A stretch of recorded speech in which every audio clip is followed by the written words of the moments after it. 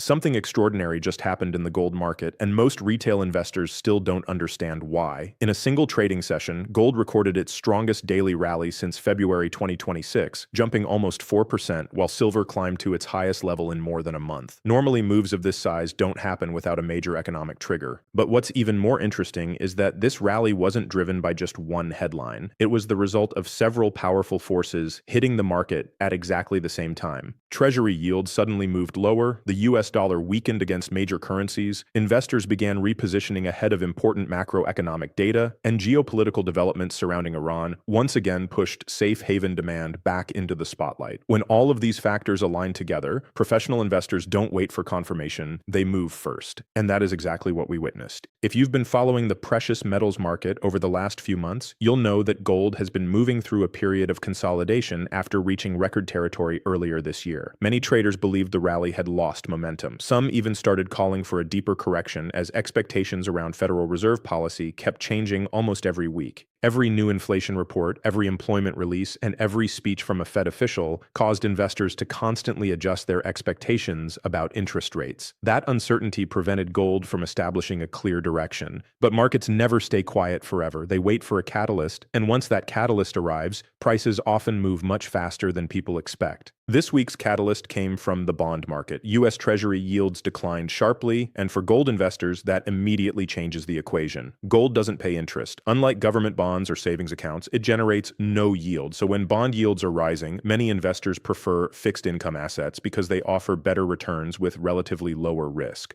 But when those yields begin falling, the advantage of holding bonds starts to disappear. Suddenly, gold becomes much more competitive as a store of value. That relationship has existed for decades, and institutional investors monitor it every single day because it often signals where large amounts of capital may move next. At the same time, the US dollar also lost strength. This is another crucial piece of the puzzle that many retail investors overlook. Since gold is priced globally in US dollars, a weaker dollar effectively makes gold cheaper for buyers using other currencies. That increase in international purchasing power often attracts additional demand from overseas investors, central banks, and large institutions. It doesn't guarantee that gold will always rise when the dollar falls, but historically the relationship has remained one of the strongest correlations in financial markets. Then came the geopolitical factor. Reports surrounding renewed diplomatic discussions involving Iran and growing attention on developments connected to the Strait of Hormuz quickly reminded investors how fragile global stability can be. The Strait of Hormuz is one of the world's most strategically important shipping routes, carrying a significant share of global oil exports. Whenever uncertainty increases in that region, markets immediately begin pricing in the possibility of higher energy costs, supply disruptions, and broader geopolitical risk. During those moments, investors typically reduce exposure to riskier assets and increase allocations to traditional safe havens such as gold.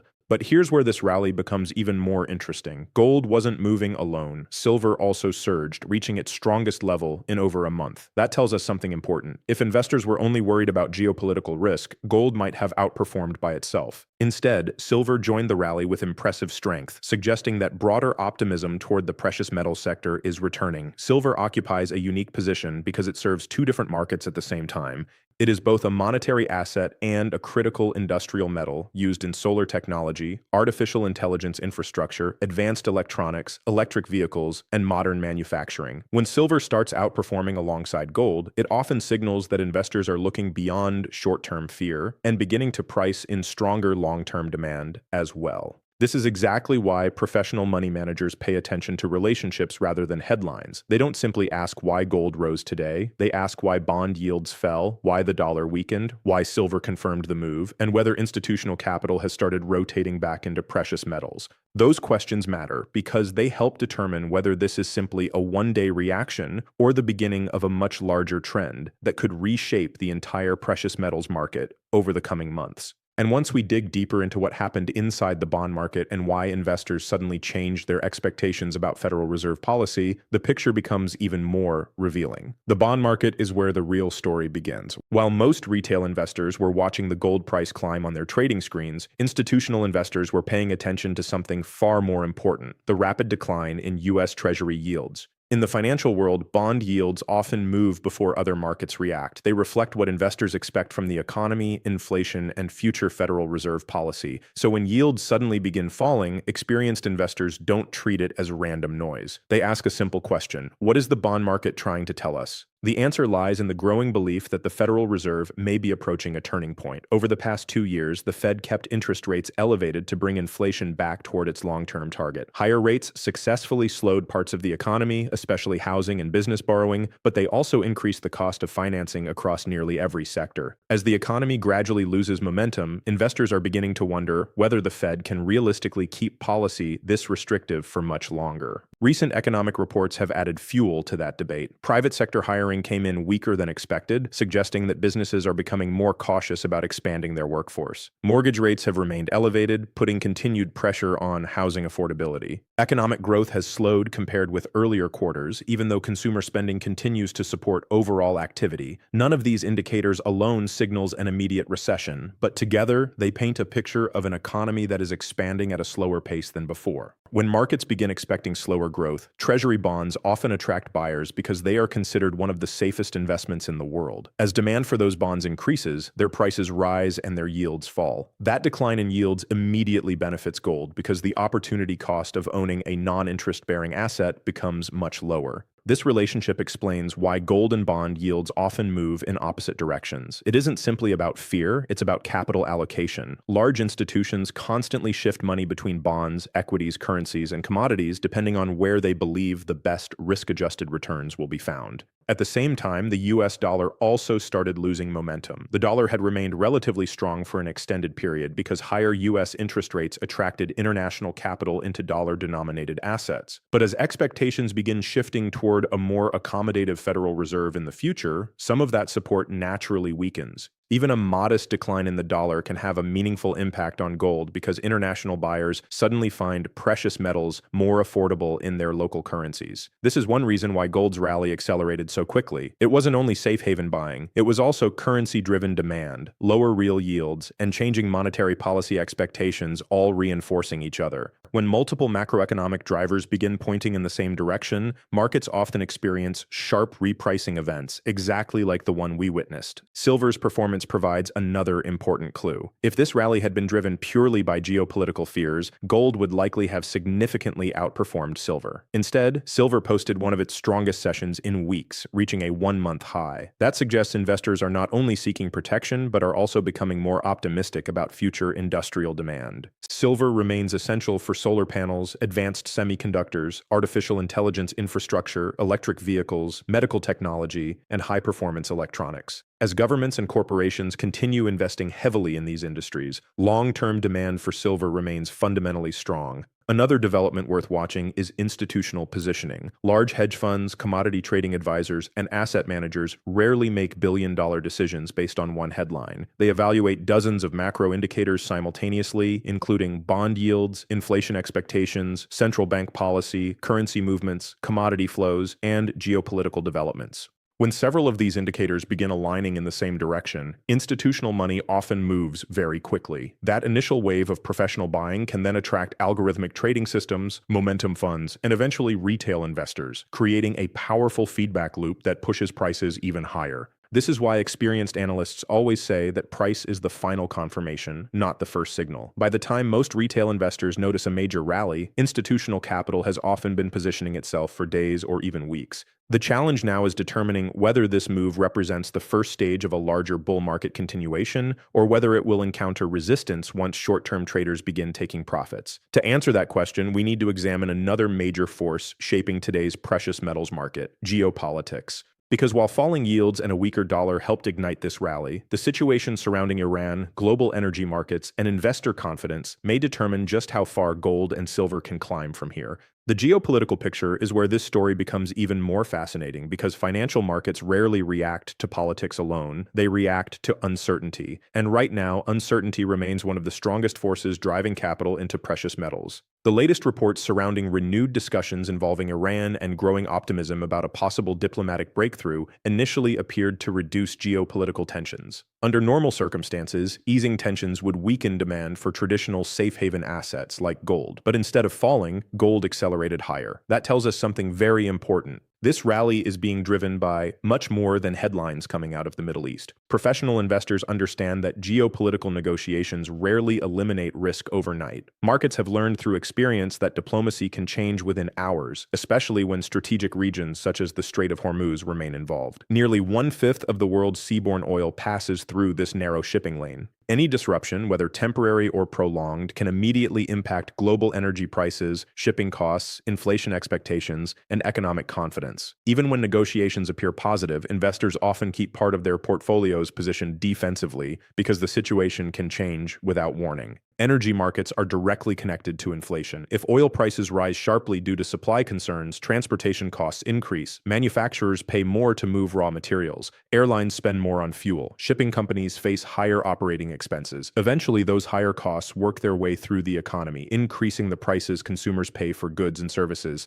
That is why every development in the Middle East is closely monitored, not only by oil traders, but also by central banks, bond investors, and precious metals markets. This creates an interesting dilemma for the Federal Reserve. The Fed has spent years trying to bring inflation back toward its long-term target. But if energy prices begin rising again because of geopolitical tensions, inflationary pressures could reappear even while economic growth is slowing. That would leave policymakers facing one of the most difficult policy environments imaginable. Lowering interest rates too early could allow inflation to accelerate again, while keeping rates elevated for too long could place additional pressure on businesses, consumers, and the housing market. Markets are already trying to anticipate that possibility. Instead of waiting for the Federal Reserve to announce its next move, investors continuously adjust their portfolios based on where they believe policy is heading. This forward-looking behavior explains why gold often begins moving long before official interest rate decisions are made. Financial markets don't price today's economy, they price tomorrow's expectations.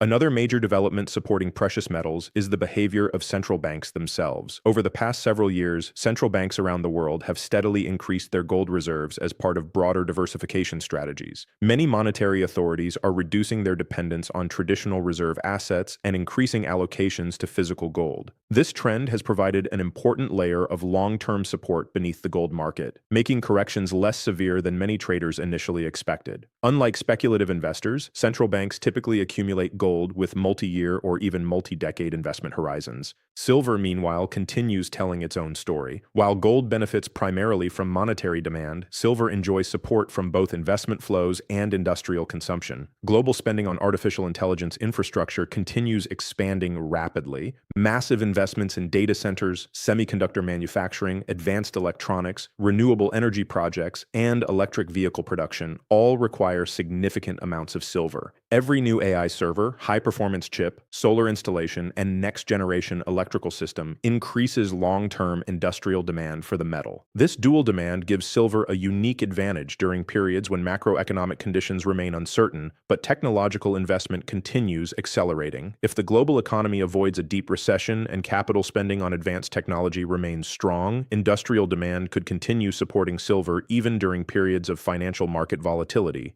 That is one reason many analysts believe silver may experience larger percentage moves than gold during the next phase of the precious metals cycle. From a broader macro perspective, the current rally appears to reflect a combination of falling bond yields, a softer US dollar, institutional repositioning, geopolitical uncertainty, and improving sentiment across the entire precious metals sector. None of these forces alone would normally produce such a powerful move, but when they all develop simultaneously, markets can shift direction far more quickly than most investors expect. The next question is no longer why gold rallied. The real question is whether this momentum has enough strength to carry prices toward fresh record highs, or whether profit-taking and technical resistance could temporarily slow the advance before the next major move begins. To answer that, we need to look at market positioning, institutional capital flows, and the technical levels that every professional trader is watching right now. As this rally continues to develop, the biggest question is no longer why gold moved, but whether this move has enough strength to become the next major leg of the bull market. History tells us that every major breakout is tested. Markets never move in a straight line, and after such a powerful one-day rally, profit-taking is completely normal. The real test is whether buyers return after those short-term pullbacks. If they do, it usually signals that institutional money is accumulating rather than simply chasing headlines.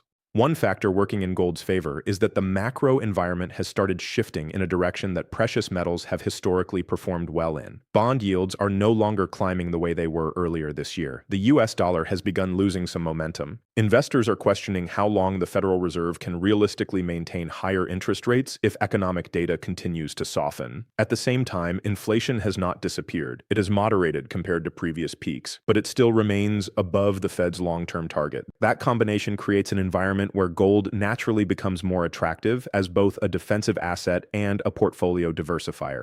Another reason institutional investors remain interested is uncertainty. Markets can price good news very quickly, but uncertainty is much harder to value. Investors still don't know exactly how U.S. monetary policy will evolve over the next few meetings. They don't know whether geopolitical tensions will continue easing or suddenly escalate again. They don't know whether economic growth will stabilize or slow further during the second half of the year. Whenever multiple unanswered questions exist at the same time, demand for defensive assets usually remains stronger than normal. Silver may actually become one of the most interesting stories if this trend continues. While gold is primarily driven by monetary demand, silver benefits from both investment flows and industrial consumption. The expansion of artificial intelligence infrastructure is creating unprecedented demand for advanced semiconductors, data centers, high-performance electrical systems, and renewable energy technologies. Solar installations continue expanding across many countries. Electric vehicle production remains a long-term growth industry, and modern electronics rely heavily on silver because of its exceptional electrical conductivity.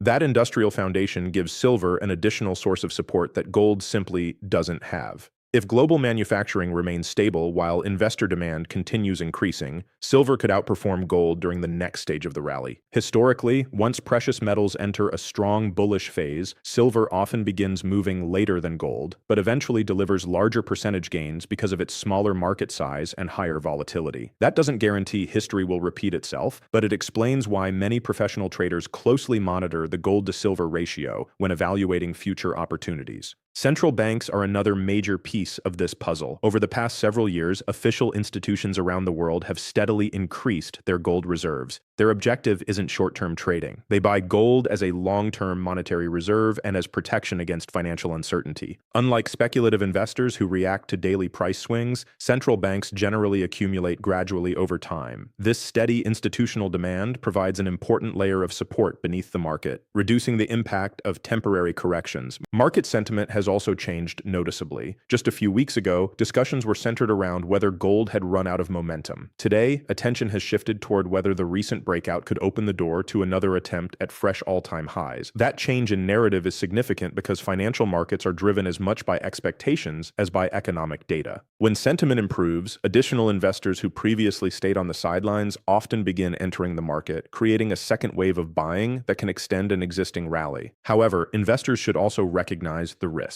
If upcoming inflation data surprises to the upside, the Federal Reserve could maintain a more hawkish stance for longer than markets currently expect. A stronger than expected labor market could push Treasury yields higher again. The US dollar could recover if global investors seek dollar-denominated assets during periods of uncertainty. Any of these developments could temporarily slow or reverse the recent advance in precious metals. This is why experienced investors monitor the broader macro environment instead of focusing on a single headline or a single day's price action. From my independent macro perspective, the current rally appears healthier than many previous short-term rebounds because it is being supported by several macro drivers at once rather than one isolated event. Lower Treasury yields, a softer dollar, renewed safe haven demand, improving institutional sentiment, and continued long-term confidence in precious metals have all combined to create a much stronger foundation than we have seen in recent weeks. The final piece of the puzzle now is determining where gold and silver could realistically go from here, what price levels professional investors are watching, and whether this rally has the potential to reshape the precious metals market for the rest of 2026. That is exactly where we'll finish our analysis.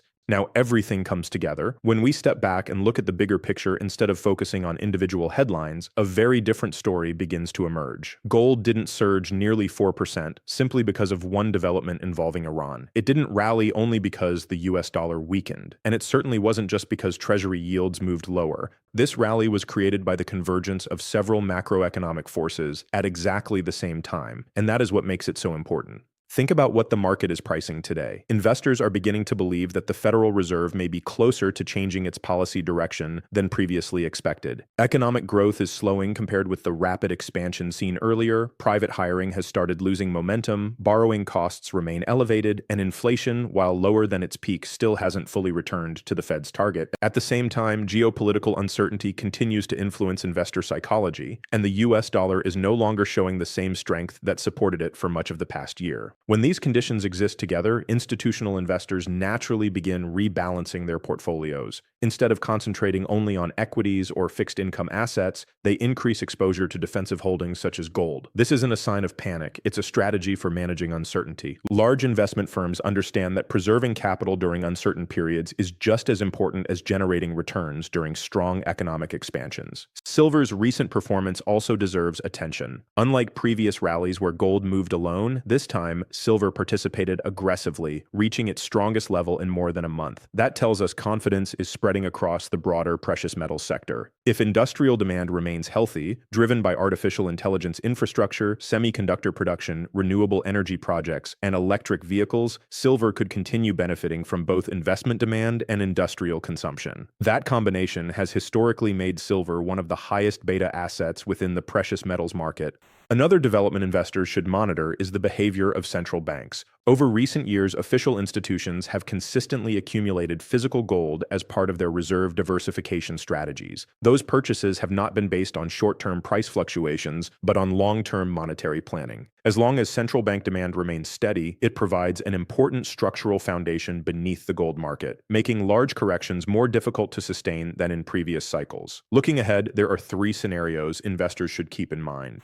The first scenario is the bullish case. If Treasury yields continue declining, the US dollar remains under pressure, inflation gradually moderates without collapsing economic growth, and the Federal Reserve begins signaling future policy easing, gold could continue attracting institutional capital. Under those conditions, silver could outperform as industrial demand strengthens alongside improving investor sentiment. The second scenario is a consolidation phase. After such a strong one-day rally, it would be perfectly normal for gold and silver to pause, move sideways, or experience temporary profit-taking. Healthy bull markets often require periods of consolidation before attempting another breakout. Such pullbacks should not automatically be interpreted as the end of the trend. They often allow new buyers to enter while reducing excessive short-term speculation. The third scenario is the bearish risk. If upcoming inflation reports surprise to the upside, forcing the Federal Reserve to maintain a more hawkish stance for longer, Treasury yields could rise again. A stronger US dollar would likely create additional pressure on precious metals, and stronger than expected economic data could reduce safe haven demand. In that environment, gold and silver could experience a meaningful correction before establishing their next long-term direction. Based on the current macroeconomic landscape, my independent view is that the first two scenarios appear more probable than the third. The broader trend still favors precious metals as long as uncertainty remains elevated, real yields stay under pressure, and institutional demand continues building. That does not mean prices will rise every day. Volatility will remain part of the market, and sharp pullbacks should be expected, but the foundation supporting gold today appears significantly stronger than it did only a few weeks ago. The key lesson from this rally is simple. Professional investors don't wait for television headlines to tell them what already happened. They watch bond yields, the US dollar, central bank activity, geopolitical developments, inflation trends, and institutional positioning. By the time the average investor notices a major move, smart money has often been preparing for it well in advance. That is why understanding the macro picture is far more valuable than reacting emotionally to daily price swings. If this trend continues, the remainder of 2026 could become one of the most important periods for precious metals investors. Every Federal Reserve meeting, inflation report, employment release, treasury auction, and geopolitical development has the potential to reshape market expectations. The next major move in gold and silver will likely be determined not by a single headline, but by how all of these macroeconomic forces evolve together.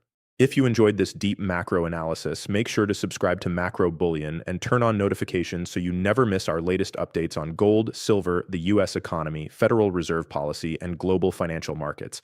Let me know in the comments below. Do you believe this is the beginning of gold's next major bull run, or do you think this rally will fade in the coming weeks? I'd love to hear your perspective. This is Alex James, and I'll see you in the next analysis. Until then, stay informed, think independently, and always, DYOR, do your own research.